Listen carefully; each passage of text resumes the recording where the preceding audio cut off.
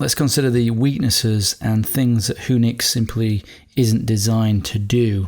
So first thing, it's obvious to an observer that you are using Tor when you're using Whonix. It may also be obvious to an observer that you're using Whonix itself based on fingerprint information that it may give away. Whonix won't encrypt your documents by default. It's just simply not supposed to do that. It doesn't clear the metadata out of your documents. It doesn't encrypt the subject and other headers of your emails, encrypted emails, because that's not what it's designed to do. Whonix doesn't separate your different contextual identities.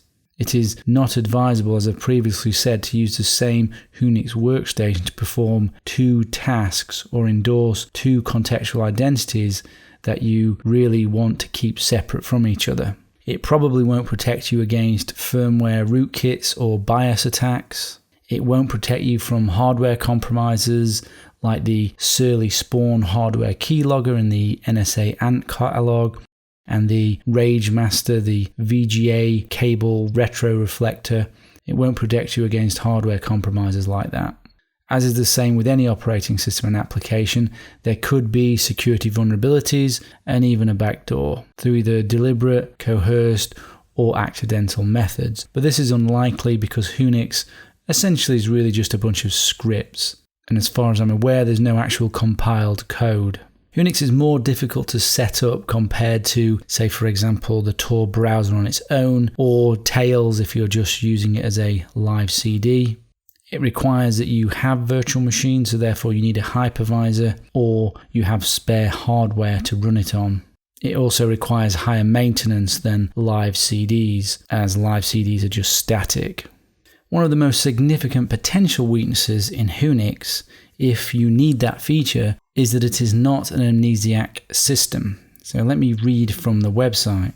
Unlike Tails, Whonix is not an amnesiac live CD. If you install Whonix on your computer, this will leave local traces on the hard drive that you installed Whonix on that device.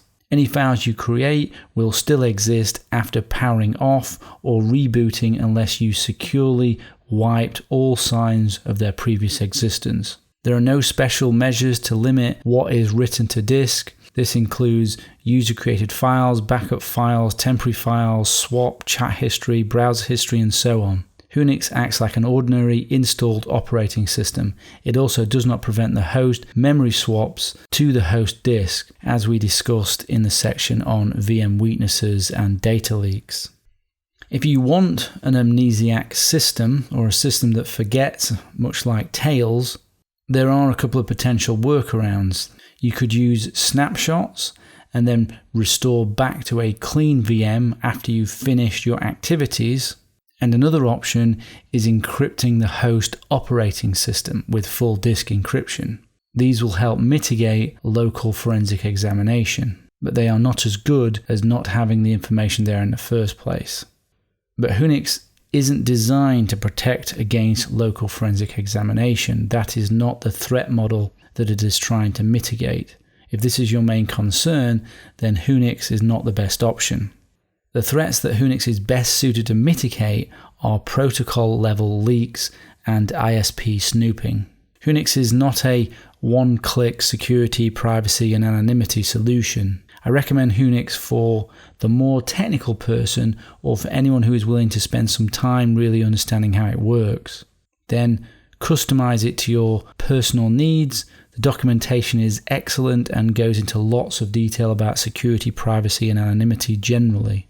So a thank you to the Whonix team for a great solution. Check it out if you haven't checked it out already.